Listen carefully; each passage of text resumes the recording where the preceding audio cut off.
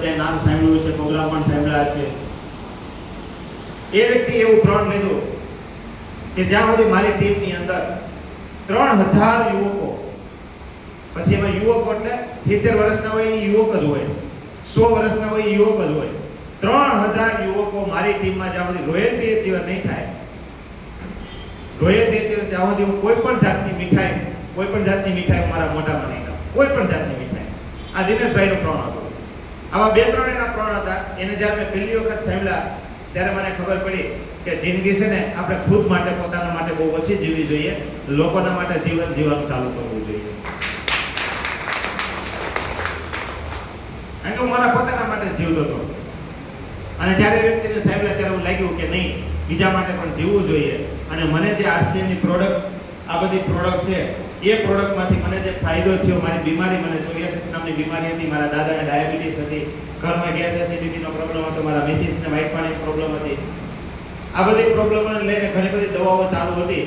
અને દિનેશભાઈના પ્રોગ્રામની અંદર બે પણ આવા શબ્દો સાંભળવા મળ્યા.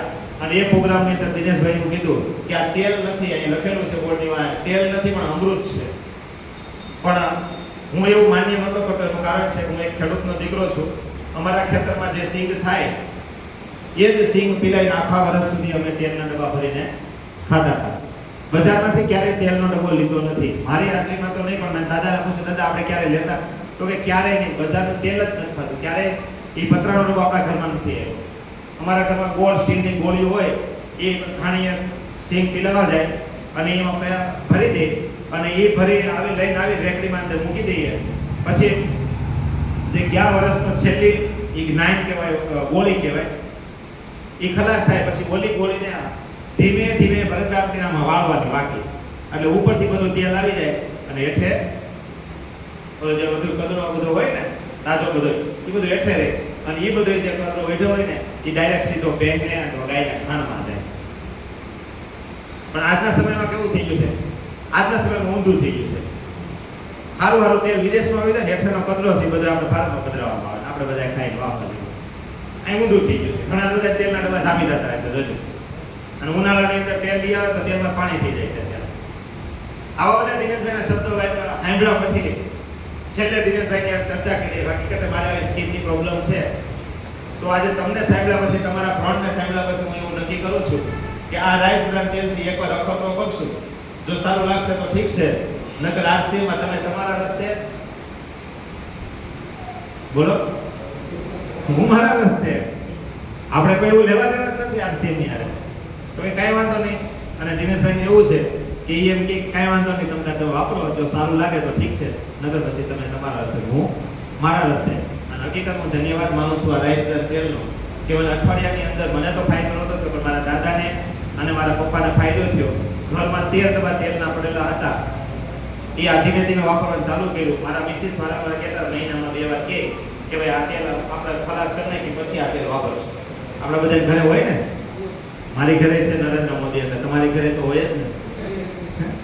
હું મારા મેડમને મોદી એમ કહી, મારા પપ્પાએ મોદી, મારા મિસિસને મોદી સાહેબ કરીને બોલાવે, મારા મમ્મી મોદી સાહેબ કરીને બોલાવે. આખા ઘરનો વહીવટ મારા મિસિસ કરે. હું આરસીએમમાં 10 વર્ષથી હું આ કામે લાગ્યો. 10 વર્ષથી મારા મિસિસ આખા ઘરનો, મારી દુકાનનો બધો હેન્ડલ વ્યવસ્થિત કરે. એટલે એ કે એમ કરવું પડતું હતું. એટલે પેલા આપણે કે આ વાપરી નાખીએ તો બીજી વાત સાચી છે, પણ આ પ્યોર ઘરની સિંગ તેલના ડબ્બાથી ખરાબ ક્યારેય નહીં થાય. અને લગાતાર આ 6 મહિના વાપર્યું અને 6 મહિનામાં ઘરની અંદર એવા ફેરફાર થયા કે હું તમને કહું, મહિને 10,000 રૂપિયાની દવા ચાલતી હતી, એ ધીમે ધીમે ઓછી થવા માંડી. ઓછી તો થવા માંડી, પણ મારા દાદાને જેમ ઉનાળો ગરમીની સિઝન ચાલુ થાય એટલે રાત્રે પાણી પીવા જોઈએ, શ્વાસ પડે, એ શ્વાસ પડવાનું બંધ થઈ ગયું. તેલની અંદર રસોઈ થવાની ચાલુ થઈ ગઈ. અને હું તમને જે ફાયદા કહું છું ને, લગભગ મને મારા ઘરમાં થયા છે ને બધાના ઘરમાં થયા છે. કેટલા સાથી મિત્રો તેલ વાપરે છે, ખાવાનું તેલ? ઘણા બધા, 2-3 સાથી મિત્રોને બાદ. અને આવી રીતે 6 મહિના પછી મારા મિસિસને મેં એક કામ કરો, આ વખતે તેલનો ડબ્બો થયો, એકવાર સિંગનો તેલનો ડબ્બો વાપરી લો, ખરો કરી લઈ. પણ 2 દિવસની અંદર ખબર પડી ગઈ કે એ સિંગ તેલ પણ ખોરું થઈ ગયું હતું. અને ખોરું હું કામ થયું તો એ ખબર નહોતી, પણ મેં તેલનો લેબોરેટરી રિપોર્ટ કરવા અમારા ખાંભા ગામની અંદર, કદાચ તમે કોઈ ઓળખતો હતો, ભીખુભાઈ પાટાવાળા કરીને, જેનો છોકરો અમિત કરીને ઘણા વર્ષો પહેલા એને ગાંધીનગર ગોળીએ દેવામાં આવ્યો હતો.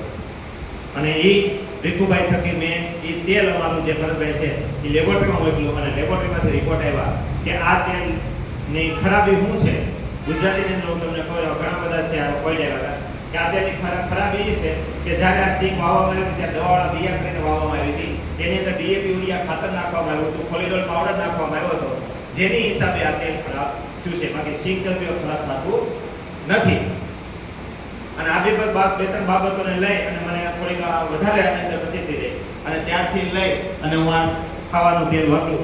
હું તમને ત્યાં સુધી કીધું બધાને તો ફાયદો થઈ ગયો હતો, પણ મારી સ્કિનની જે સોરિયાસિસની બીમારી હતી એ બીમારીની દવા મેં 2011 પછી 1 રૂપિયા નામ એમ દીધું. અત્યારે તમારી સામે છે. આ મારું આર્થિક કારણ બીજું કાંઈ. તો હું જાણવા માંગુ છું, મેં ખાલી તેલની વાત તમને કરી તો એ કેટલા સાથી મિત્રો એવા છે જેના ઘરમાં આ તેલ વાપરવાથી કાંઈ ને કાંઈ નાનો મોટો ફાયદો જો હોય. તમારે કહેવાનો છે મારા હમ થાય, તમારા નહીં. કાળા શર્ટ વાળા ભાઈ ઉભા થઈને કહેશો મને?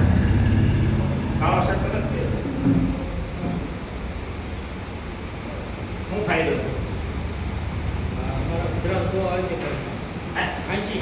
ખાંસી આવતી, ઉધરસ આવતી, ત્યાં તેલ ખાવાથી અને આર્સેના ડિસ્ટ્રીબ્યુટર બની ગયા.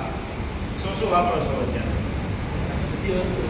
બધી વસ્તુ, બ્રશ, પેસ્ટ, સાબુ, પાવડર, શેમ્પુ, ચટણી, નિમક, હળદર, કપડા, લતા, બૂટ, ચપ્પલ, આ બધું એ નથી આવતું. એકવાર જોરદાર તાળી મારીએ. એનું કારણ છે કે ભાઈ ક્યારેય બોલ્યા ન હોય, કોઈ ઊભા થઈને કેમ કીધા ન હોય, બોલ્યા ન હોય એટલે બોલ્યા તે બદલ ધન્યવાદ. પણ હું તમને એ કહેવા માંગુ છું કે આ એક પ્રોડક્ટ નથી, આ તેલ એવી એક પ્રોડક્ટ નથી, આ બધી જ એવી પ્રોડક્ટ છે કે જેના કાંઈ ને કાંઈ ફાયદા છે. પણ આ બધા ફાયદા સમજી જઈએ અને જો આ પ્લાન ન સમજીએ ને આપણને, આ પ્લાન તો કાંઈ કામનું છે નહીં.